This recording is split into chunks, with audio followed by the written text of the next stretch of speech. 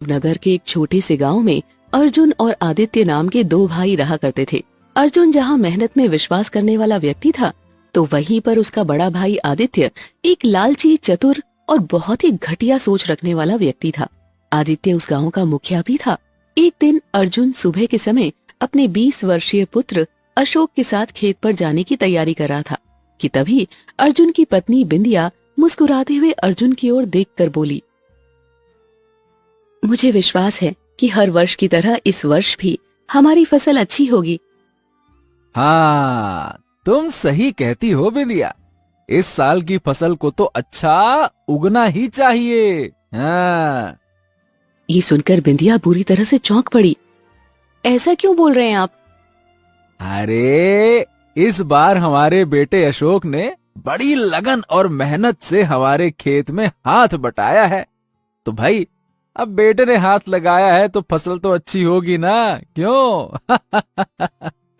अर्जुन की बात सुनकर उसका 20 वर्षीय पुत्र अशोक मुस्कुराते हुए बोला, आप पिताजी, एक बात मेरी समझ में नहीं आती कि हमारे दादाजी इस गांव के सबसे धनवान व्यक्ति थे, तो आखिरकार उन्होंने अपनी संपत्ति का 90% हिस्सा ताऊ जी को क्यों दे दिया?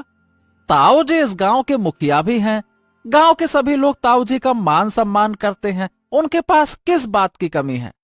जबकि आपकी पहचान इस गांव में केवल एक किसान के रूप में ही तो है। अशोक की बात सुनकर अर्जुन मुस्कुराता हुआ अशोक की ओर देखकर बोला, हाँ बेटा, देखो ऐसा है कि मैं भैया के बारे में बुरा भला तो नहीं कहना चाहता, लेकिन यह भी है कि तुम्हें सत्य बताना तो आवश्यक है, क्योंकि अगर मैंने ऐसा नहीं किया तो हो सकता है कि भविष्य में तुम्हारे मन में अपने दादा के प्रति कहीं गलत फहमियां बढ़ ना जाए, है ना? आप कहना क्या चाहते हैं पिताजी? बेटा अशोक, तुम्हारे ताऊ जी मतलब मेरे बड़े भाई, क्या है ना कि वो शुरू से ही लालची किस्म के व्यक्ति रहे हैं। बंटवारे के दौरान उन्होंने सारा हिस्सा बेईमानी से हड़प लिया। पिताजी ने तो पूरी ईमानदारी के साथ जायदाद का आधा आधा बंटवारा किया था। अच्छा, अगर ऐसी बात है पिताजी, तो फिर आपने ताऊ जी से कुछ कहा क्यों नहीं? क्योंकि मैं लड़ने में और हिंसा में विश्वास नहीं रखता बेटा, और मैं नहीं चाहता था कि मेरी वजह से भैया का मान सम्मान, नाम, ये सब खराब हो जाए, बदनाम हो जाए। अब देखो क्या है ना कि हम दोनों हैं तो एक ही पिता की संतान। मैं अगर गांव वालों को सत्य बताता तो गांव वाले भैया को बुरा भला बोलते, इससे क्या होता? अरे, हमारे ही परिवार की तो बदनामी होती ना, तो घूम फिर के तो हमारा ही नुकसान होता ना बेटा। कुछ देर बाद अर्जुन अपने पुत्र मोहन को लेकर खेत में काम करने के लिए चला गया। अर्जुन अपने खेत में पहुंचा ही था कि तभी अर्जुन का बड़ा भाई आदित्य अपने साथी भीमा के साथ वहां आ पहुंचा और अर्जुन का मजाक उड़ाते हुए बोला, वाह वाह वाह वाह, ये देखो, तुम्हें देखकर कभी कभी बड़ी लज्जा आती है अर्जुन। अरे, कहने को तो तुम मेरे छोटे भाई हो, मगर मेरे सामने तुम्हारी औकात 2 कौड़ी की भी नहीं है। ये सुनकर अर्जुन का पुत्र अशोक बुरी तरह से क्रोधित हो उठा। ताऊ जी, जबान संभाल कर बात करिए। आपको कोई अधिकार नहीं है कि आप मेरे पिता को मेरे ही सामने इस तरह से अपमानित करें। तभी अर्जुन अपने बेटे अशोक की ओर देखकर बोला, चुप करो अर्जुन, मत भूलो कि ये तुम्हारे ताऊ हैं और मेरे बड़े भैया, इन्हें मुझे कुछ भी बोलने का अधिकार है। अपने पिता की बात सुनकर अशोक चुप हो गया। तभी आदित्य का साथी भीमा अर्जुन की ओर देखकर बोला, अच्छा हुआ जो तुमने अपने बेटे को चुप करा दिया। नहीं तो अगर मैं उसे चुप कराता ना, तो बिल्कुल भी अच्छा नहीं लगता फिर। अर्जुन ने भीमा की बात पर कोई ध्यान नहीं दिया। वो अपने बड़े भाई की ओर देखकर बोला, ये बताइए, यहाँ कैसे आना हुआ बड़े भाई?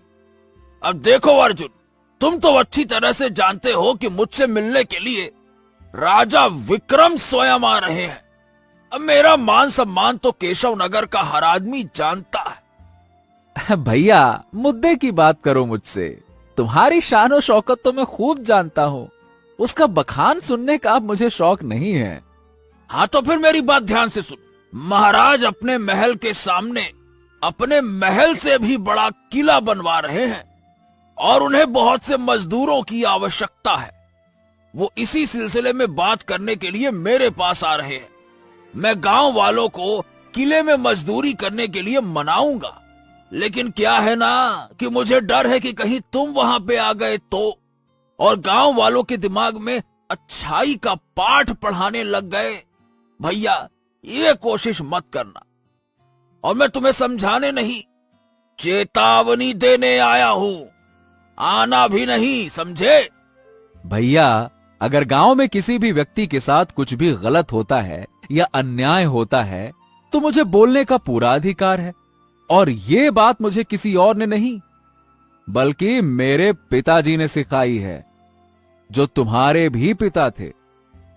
ये बात और है भैया कि तुम पिताजी के पद चिन्हों पर बिल्कुल भी नहीं चले। कोई बात नहीं। अर्जुन की बात सुनकर आदित्य बुरी तरह से क्रोधित होकर अपने पैर पटकते हुए अपने साथी भीमा के साथ वहां से अपनी हवेली चला आया। हवेली पहुंचकर भीमा आदित्य से बोला, मुखिया जी, मेरी समझ में नहीं आता कि आखिरकार आप अपने छोटे भाई को ठीक तरह से समझाते क्यों नहीं हैं? अरे मूर्ख मत बनो भीमा, आदित्य मेरा छोटा भाई है। अरे सोचो, अगर मैंने उसके साथ कुछ भी उल्टा सीधा करने की कोशिश की तो गांव वाले मुझे ही बुरा भला बोलेंगे और मेरे ही खिलाफ हो जाएंगे। हमें गांव वालों के सामने अपना चेहरा दूसरा रखना पड़ता है, समझे? हमें अपने चेहरे पर अच्छाई का नकाब ओढ़ना पड़ता है। अरे भैया, यही राजनीति है भीमा, जो तुम्हारी समझ में नहीं आएगी, समझे? क्या समझोगे? आदित्य की बात सुनकर भीमा चुप हो गया। तभी वहां पर आदित्य की पत्नी चंद्रलेखा और उसकी इकलौती जवान पुत्री सुलेखा आ पहुंची। सुलेखा बहुत ही सुंदर थी।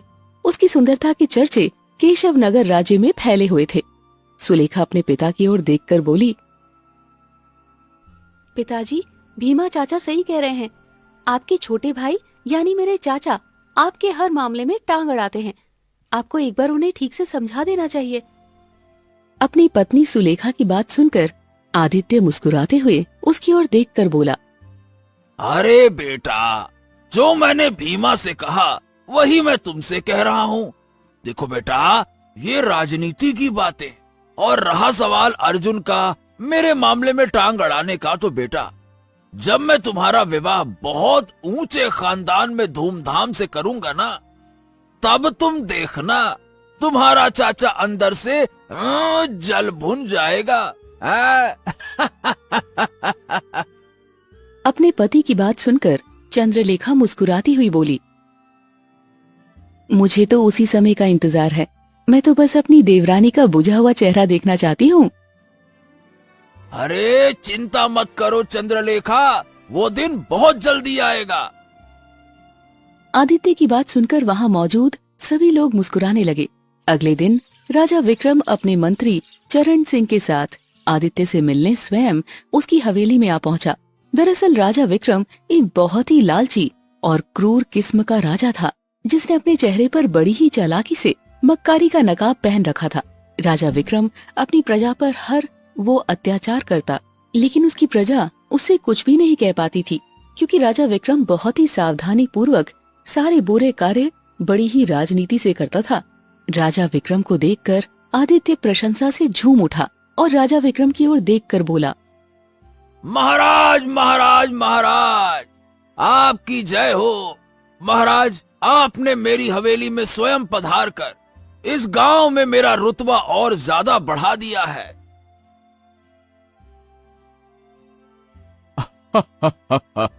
हमें तो तुमसे मिलने आना ही था आदित्य, क्योंकि हमारे हर मुश्किल काम को तुम बड़े ही आसान कर देते हो।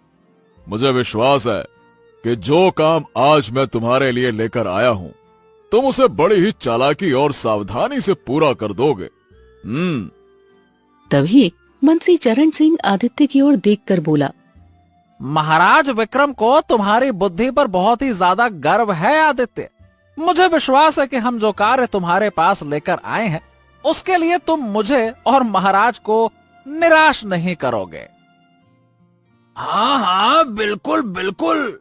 और महाराज, मैं जानता हूँ कि आप अपने महल के सामने एक बहुत ही बड़ा विशाल महल बनवा रहे हैं, जहाँ पर आपको सैकड़ों मजदूरों की आवश्यकता है।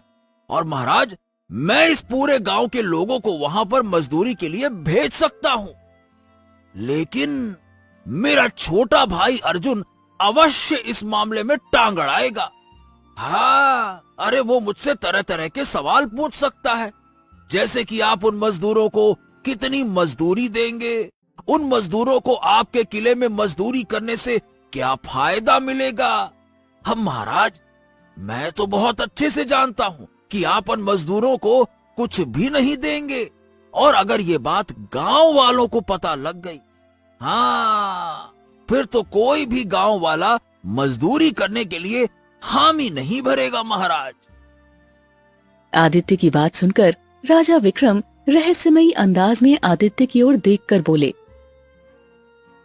देखो आदित्य, तुम इस गांव के मुखिया हो और एक बेहतरीन राजनीतिज्ञ भी हो, और मैं जानता हूं कि अगर गांव वालों को पता लग गया तो फिर गांव वाला कोई भी मजदूरी करने के लिए हामी नहीं भरेगा।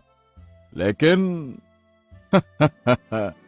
मेरे पास एक ऐसा उपाय है, अगर वो उपाय तुम अपनाओगे तो गांव वाले आंखें बंद करके तुम्हारी बात मान लेंगे।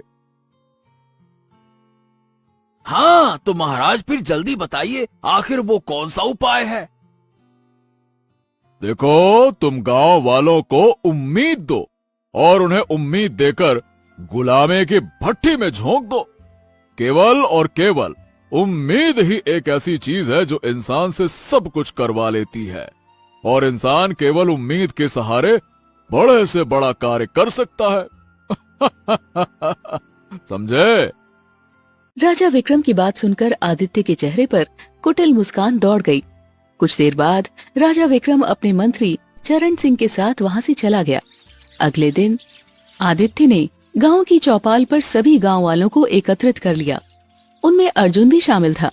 आदित्य गांव वालों की ओर देखकर बोला, गांव वालों, आज मेरी बात कान खोल के सुनो, ध्यान से सुनो। आज मैं तुम्हारे सामने एक ऐसा सुझाव लेकर आया हूं कि अगर तुम उस सुझाव को मान लेते हो तो तुम्हारी आने वाली पीढ़ियों को, ध्यान से सुनना, तुम्हारी आने वाली पीढ़ियों को काम करने की आवश्यकता नहीं पड़ेगी।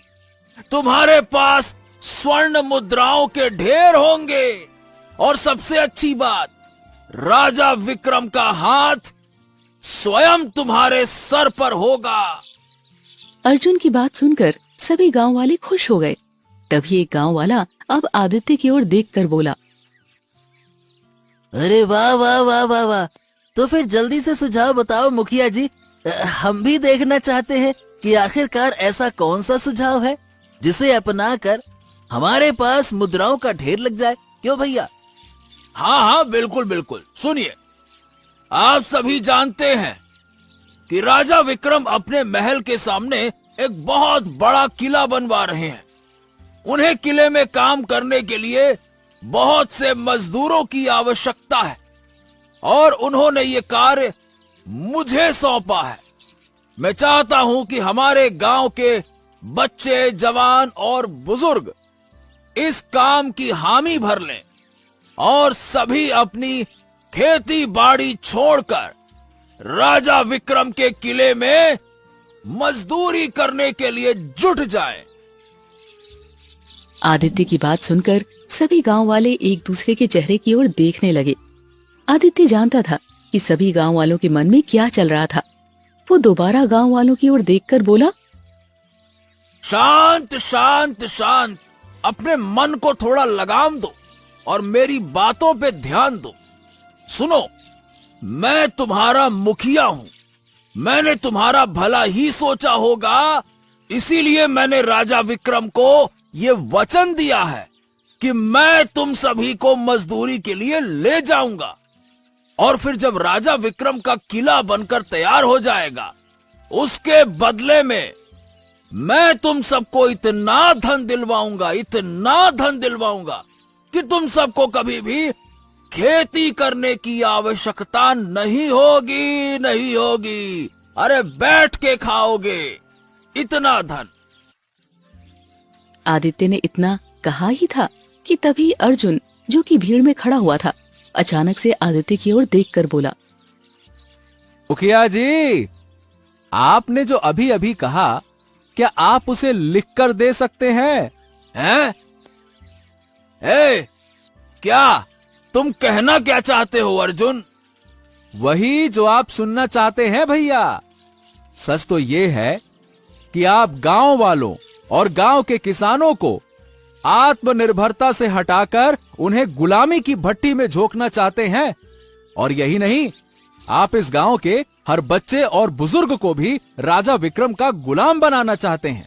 अरे मैं पूछता हूं आपसे कि आखिर राजा विक्रम के महल में ऐसी क्या कमी है जो वो अपने महल के सामने ही एक बहुत बड़ा किला बनवा रहे हैं?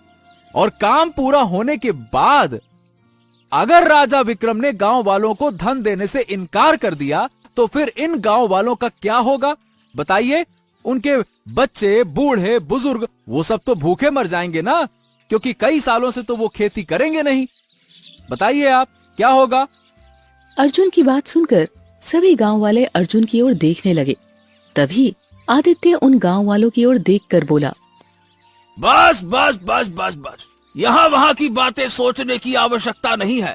और गांव वालों, इसकी बातों में मत आओ। तुम सब मेरी बातें ध्यान से मन लगाकर कान खोलकर सुनो। मैं इस गांव का मुखिया स्वयं जिम्मेदारी लेता हूं कि काम पूरा होने के बाद गांव के हर वासी का घर स्वर्ण मुद्राओं से भर जाएगा। तुम सब अपना सारा जीवन बगैर मेहनत के ऐशो आराम से काटोगे। अब बोलो, गांव का मुखिया स्वयं जिम्मेदारी ले रहा है, इससे बड़ी बात और क्या हो सकती है? बोलो, कोई है जिसे मेरी बात पर विश्वास नहीं? किसे नहीं चाहिए स्वर्ण मुद्राएं? क्यों काका, क्यों तुम्हें नहीं चाहिए? अरे दादी, अम्मा, तुम तो बोलो। हाँ, सबको चाहिए स्वर्ण मुद्राएं। तो ऐसे मिलेंगी तुम सबको स्वर्ण मुद्राएं। आदित्य की बात सुनकर गांव वाले लालच में आ गए। आदित्य ने उन्हें रातों रात धनवान बनने की उम्मीद दे दी थी। अर्जुन समझ गया कि आदित्य ने सभी गांव वालों को झूठी उम्मीद देकर गुलामी की भट्टी में झोंक दिया है। अर्जुन चुपचाप अपने घर चला आया। अर्जुन का बुझा हुआ चेहरा देखकर अर्जुन की पत्नी बिंदिया अर्जुन की ओर देखकर बोली, क्या हुआ? आपका चेहरा इस तरह से बुझा हुआ सा क्यों है? अर्जुन के बोलने से पहले ही बिंदिया का पुत्र अशोक बिंदिया से बोला, हाँ, आखिरकार वही हुआ जिसका पिताजी को डर था।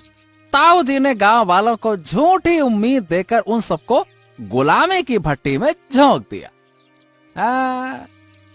बिंदिया मुस्कुराती हुई अर्जुन की ओर देखकर बोली, तो आप चिंता क्यों करते हैं? आपने अपनी तरफ से पूरी कोशिश की, परंतु गांव वालों की आंखों में तो लालच की पट्टी बन चुकी है। बिंदिया की बात सुनकर अर्जुन उदास होकर बिंदिया की ओर देखकर बोला, अरे इसी बात की तो चिंता है बिंदिया। जब गांव वालों की उम्मीदें टूटेंगी तो उन गांव वालों के दिल पर क्या बीतेगी, सोच के देखो। उनके बेचारों के सारे सपने टूटकर चकनाचूर हो जाएंगे और सारी आशाएं खत्म हो जाएंगी। बेचारों का विश्वास टूट जाएगा और बड़े भैया का सारा गांव दुश्मन बन जाएगा। लेकिन अभी इस बात को भैया समझते ही नहीं हैं। पिताजी, ऐसा भी तो हो सकता है कि शायद ताऊ जी भी राजा विक्रम के इस आदेश का पालन किसी झूठी उम्मीद में ही कर रहे हो। अशोक ने बिल्कुल सही कहा था। राजा विक्रम धूर्त और मतलबी राजा था। इस बात को ठीक से अभी आदित्य भी नहीं जानता था। सभी गांव वाले किले में दिन रात मेहनत से मजदूरी करने लगे। राजा विक्रम बदले में उन्हें केवल एक समय का खाना देता। कुछ दिन ऐसे ही बीत गए। एक दिन एक गांव वाला आदित्य की ओर देखकर बोला, अरे मुखिया जी, आप राजा विक्रम से ये तो कह सकते हैं ना कि मजदूरी के बदले वो हमें पेट भर के भोजन भी दिया करें। हम दिन और रात बैल की तरह उसके किले को बनवाने में जुटे हुए हैं। अरे हालत हमारी खराब हो जाती है। अरे अगर दिन में एक ही समय खाना खाओगे तो मर नहीं जाओगे। और अगर ये बात महाराज से मैं करूंगा तो कहीं ऐसा ना हो कि महाराज नाराज हो जाएं। और फिर चिंता क्यों करते हो? कुछ महीनों की तो बात है। सोचो, इस किले को बनने के बाद यही राजा विक्रम तुम्हें स्वर्ण मुद्राओं का ढेर देगा।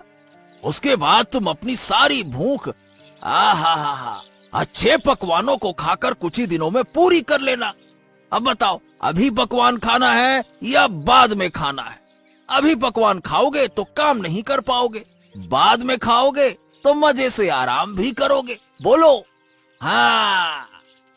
आदित्य की बात सुनकर वो गांव वाला खुश होते हुए फिर से बेचारा मेहनत में लग गया। आदित्य मन ही मन गांव वाले की मूर्खता पर मुस्कुराने लगा।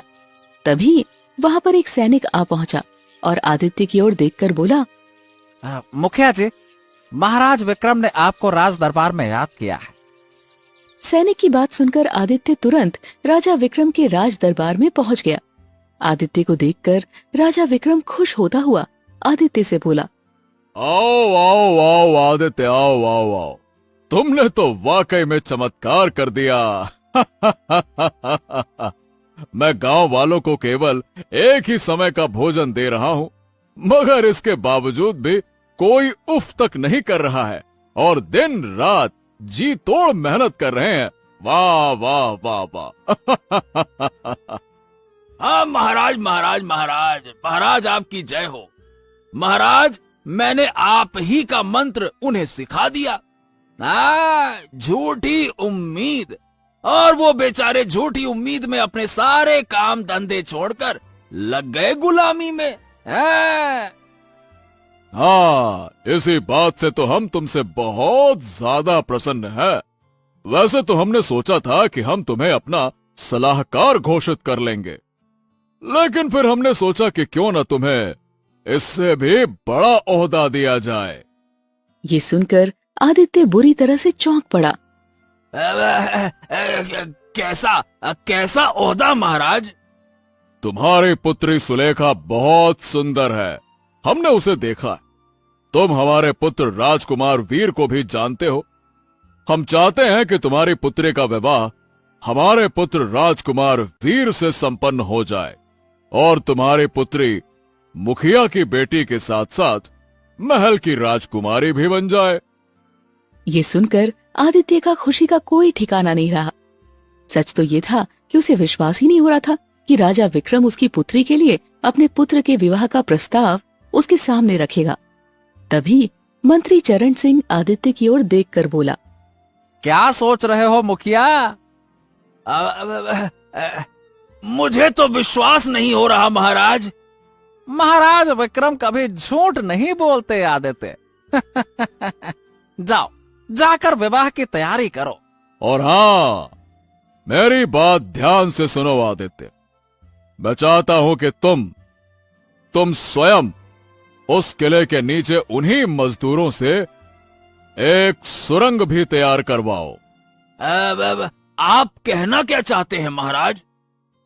राजा विक्रम आदित्य की बात सुनकर उठकर आदित्य के नजदीक आकर खड़ा हो गया और आदित्य को घूरते हुए बोला, देखो आदित्य, हम दोनों कुछ ही दिनों में समधी हो जाएंगे और एक समधी का दूसरे समधी से क्या छुपाना। मुद्दे की बात यह है कि दरअसल मैं जो किला बनवा रहा हूं, उस किले के बनने के पीछे एक मकसद है। मैं उस किले के अंदर से एक सुरंग बनवाना चाहता हूं। एक ऐसी सुरंग जो केशव नगर से होकर विजयनगर के जंगल तक निकले, ताकि कभी भी हम पर भारी विपत्ति आन पड़े तो हम बड़ी कुशलता से उस सुरंग के जरिए दूसरे राज्य में प्रवेश कर जाएं। हाँ महाराज, तो क्या आपके ऊपर कोई विपत्ति आने वाली है? अरे नहीं भाई, कोई विपत्ति नहीं आने वाली, लेकिन फिर भी हर राजा को विपत्ति के लिए तैयार रहना चाहिए। ये बातें मैं तुमसे केवल इस वजह से कर रहा हूं क्योंकि तुम और मैं समधी बनने वाले हैं, और फिर तुम्हारी पुत्री राजकुमारी सुलेखा भी हमारे महल की बहू बनेंगी, है ना? अब ठीक है महाराज, जैसे मैंने गांव वालों को किला बनवाने के लिए लगाया है, मैं उन्हें सुरंग बनाने के लिए भी मना लूंगा। जैसे ही सुरंग बनकर तैयार होगी, मैं अपने पुत्र का विवाह तुम्हारी पुत्री से संपन्न करा दूंगा। परंतु एक बात का विशेष ध्यान रखना आदित्य, सुरंग वाली बात की खबर तुम्हारे और मजदूरों के सिवा किसी को पता नहीं लगनी चाहिए, ठीक है?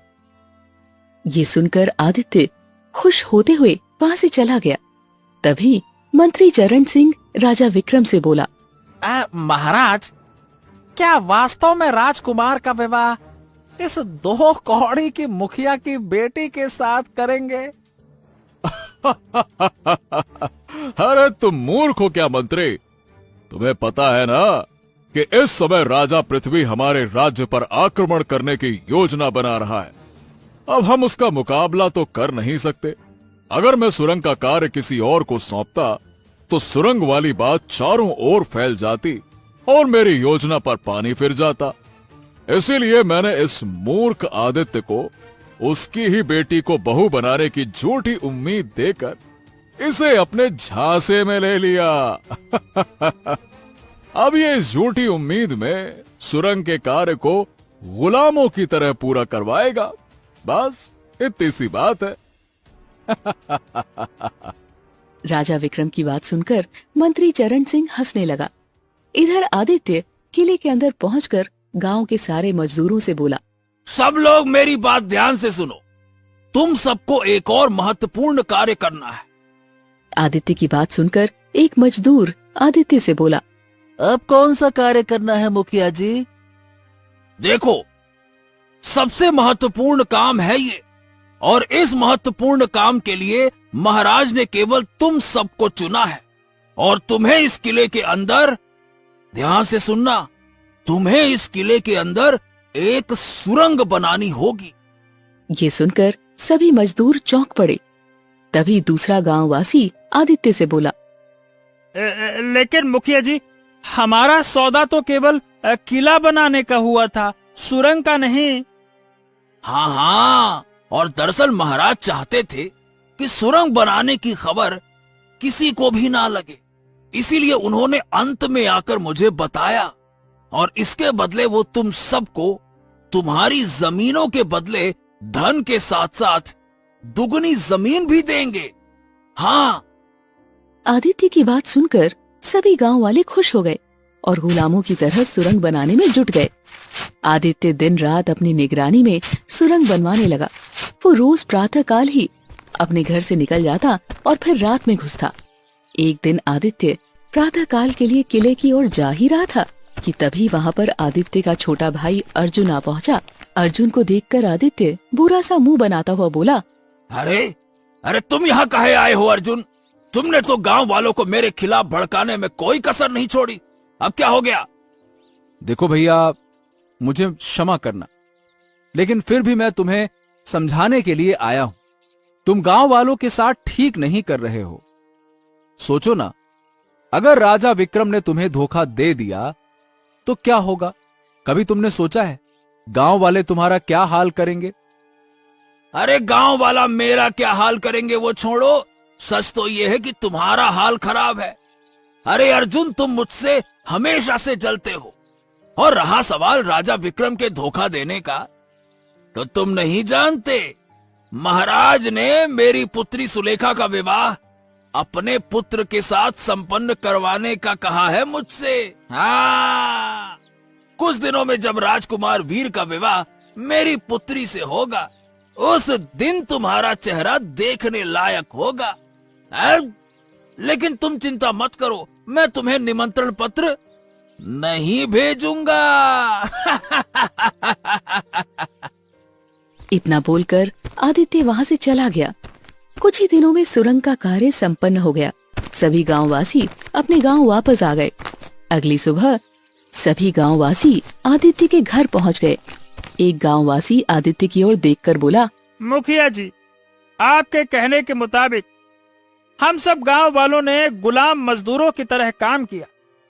अब हमारा मेहनताना जो आपने तय किया था वो हमें दिलवा दीजिए, बस। हाँ हाँ, तो भैया चिंता मत करो, मैं अभी जाकर महाराज से बात करता हूँ, ठीक है? इतना बोलकर आदित्य सीधा अपने घर से बाहर निकल गया। कुछ दूर जाकर वो अपने आप से बोला, हाँ, किला भी बन गया और सुरंग का काम भी पूरा हो गया। अरे ससुरा, अब ये गांव वाले तो हाथ धोकर मेरे पीछे पड़ जाएंगे।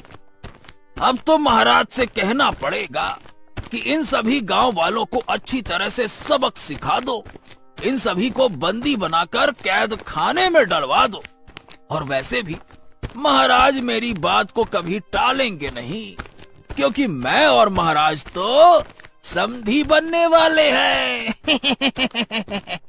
मैं तो बस ये चाहता हूँ कि मेरी पुत्री सुलेखा का विवाह राजकुमार से हो जाए। बस चलो भैया, राजमहल चलकर महाराज से मिलकर ये मामला भी ठीक करते हैं। आदित्य यही बड़बड़ाते हुए राजमहल के अंदर पहुंच गया, मगर राज दरबार में जाते ही उसका आश्चर्य का ठिकाना नहीं रहा। उसने देखा कि राज दरबार में ना तो राजा विक्रम था, ना मंत्री चरण सिंह। उसके सामने एक दूसरा राजा बैठा हुआ उसे घूर रहा था।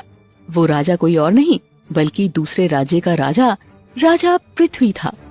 राजा पृथ्वी आदित्य की ओर घूरते हुए बोला, कौन हो तुम? मेरा नाम आदित्य है महाराज। विक्रम और मंत्री चरण सिंह कहीं दिखाई नहीं दे रहे। क्या तुम नहीं जानते कि तुम्हारा राजा विक्रम एक डरपोक राजा था? जब उसे पता लगा कि मैं उस पर आक्रमण करके उसे सबक सिखाना चाहता हूं, तो उसने किसी मूर्ख को साथ लेकर अपने महल के सामने एक किला बनवाया और उस किले के अंदर बड़े ही गुप्त तरीके से एक सुरंग बनवाई और इस राज्य का सारा धन लेकर अपने परिवार के साथ उसी सुरंग से भाग गया। अगर वो मेरे हाथ आ जाता ना, तो मैं उसको मौत के घाट उतार देता, क्योंकि उसने प्रजा का बहुत नुकसान किया। चोर कहीं का, लालची घमंडी राजा। ये सुनकर आदित्य को चक्कर आते हुए से महसूस होने लगे। वो फूट फूट कर रोने लगा। सच तो ये था कि उसे एहसास हो गया था कि राजा विक्रम ने उसके साथ बहुत बड़ा धोखा किया था। राजा विक्रम ने उसे भी झूठी उम्मीद का दिलासा देकर उससे गुलामी की तरह काम करवाया था। आदित्य रोते हुए राजा पृथ्वी की ओर देखकर बोला, अरे ये क्या हो गया? अरे महाराज, वो मूर्ख मैं ही हूँ जिसके साथ मिलकर महाराज ने ये सब किया है। क्या कहूँ मैं, क्या कहूँ? इतना बोलकर आदित्य सारी घटना राजा पृथ्वी को बताने लगा।